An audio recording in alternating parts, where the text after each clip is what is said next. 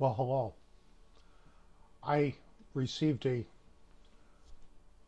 series of emails which someone has collected over the years of short stories and have pieced them together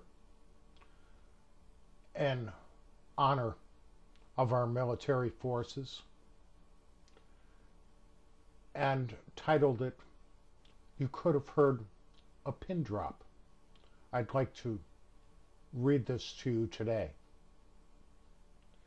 When in England at a fairly large conference, Colin Powell was asked by the Archbishop of Canterbury if our plans for Iraq were just an example of empire building by George Bush.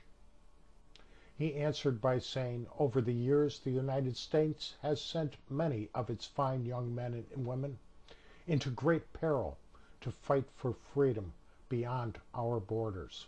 And the only amount of land we have ever asked for in return is enough to bury those that did not return. You could have heard a pin drop. Then there was a conference in France where a number of international engineers were taking part, including French and Americans.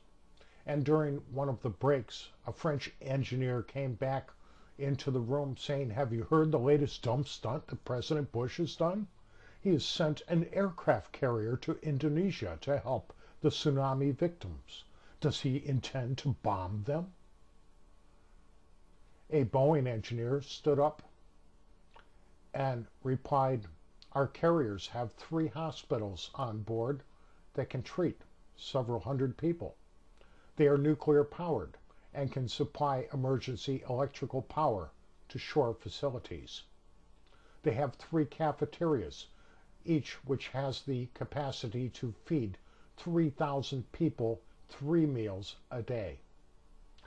They can produce 3,000 gallons of fresh water from seawater each day.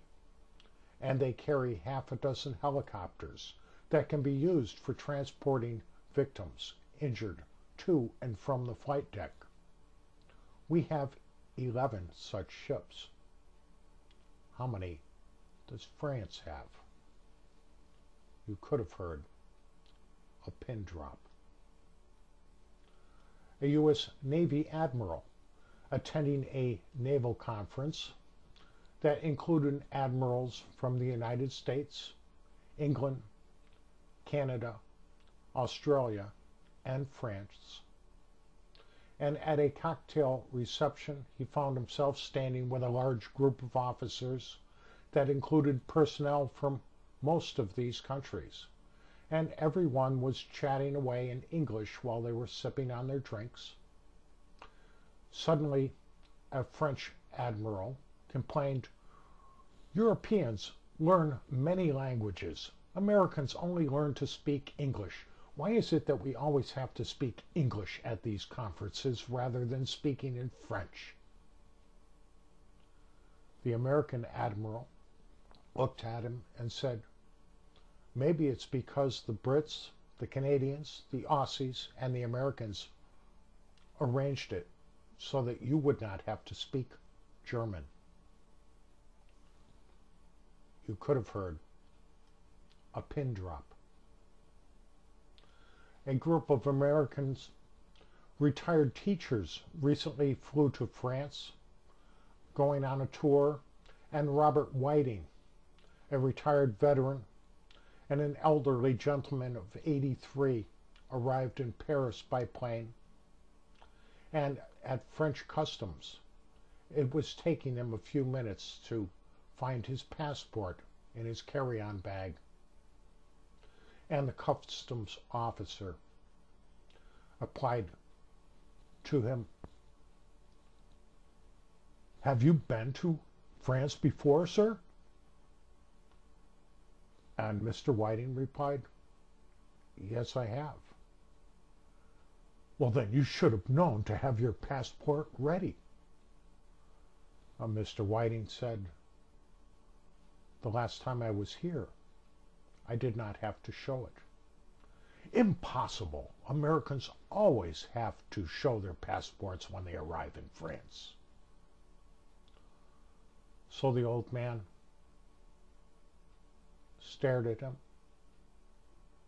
and replied, "When I came ashore on Omaha Beach on D-Day in 1944 to assist in liberating this country, I could not find a Frenchman to show it to." You could have heard a pin drop. What is a veteran?